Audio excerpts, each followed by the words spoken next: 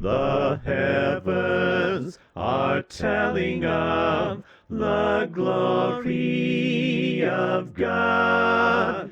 Look up and seek His wisdom from above.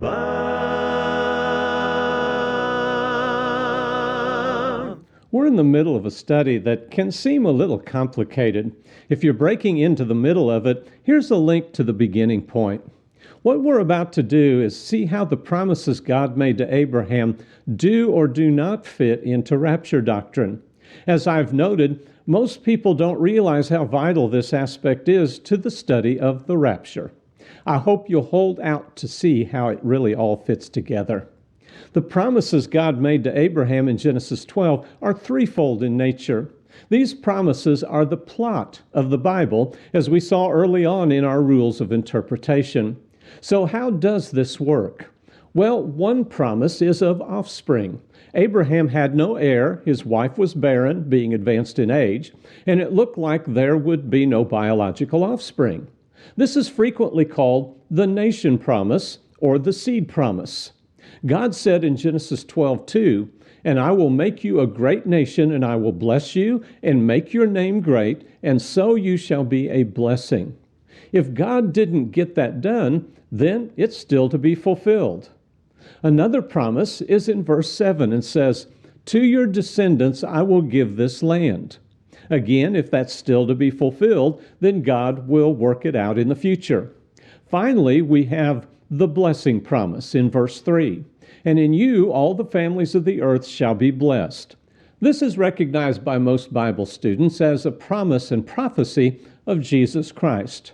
Remember that the presuppositions needed for rapture doctrine to be valid is that there are two different distinct plans at work, one being Israel and the other being the church.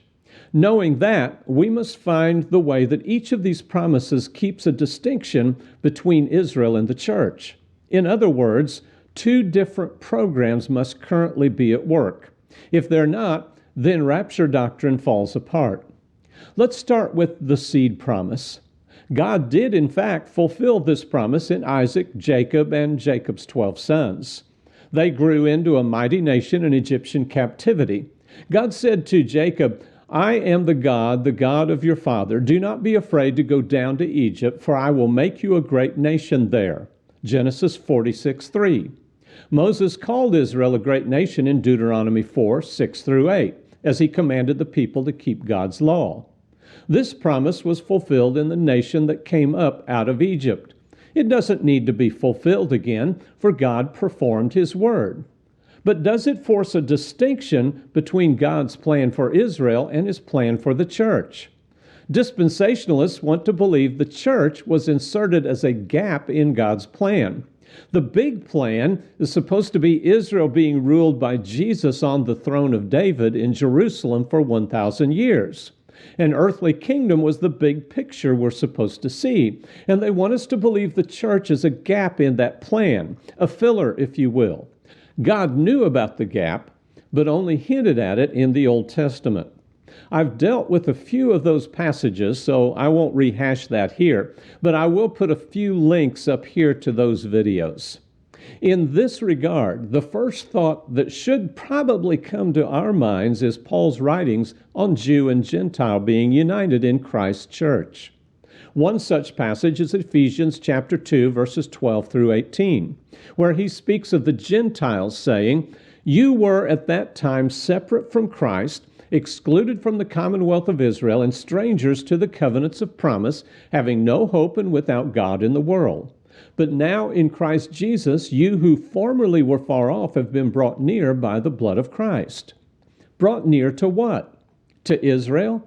No, because the way he did this was he broke down the barrier of the dividing wall by abolishing in his flesh the enmity, which is the law of commandments contained in ordinances, that in himself he might make the two into one new man, thus establishing peace, and might reconcile them both in one body to God through the cross, by it having put to death the enmity. In other words, he abolished the old law, and in so doing, abolished the old system. To what end? To create something completely new. And this is exactly what Jeremiah prophesied in Jeremiah 31, verses 31 through 34. There would be a new covenant. At the Last Supper, Jesus pointed out that his blood would ratify that new covenant.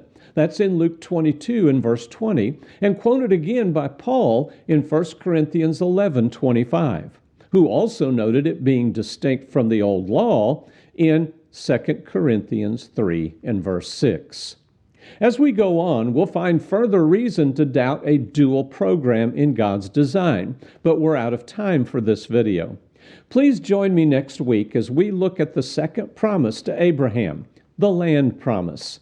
This is a popular subject right now. Are Jews currently taking back all their land to fulfill this promise? Please subscribe and hit the notifier bell so you don't miss this interesting Bible subject.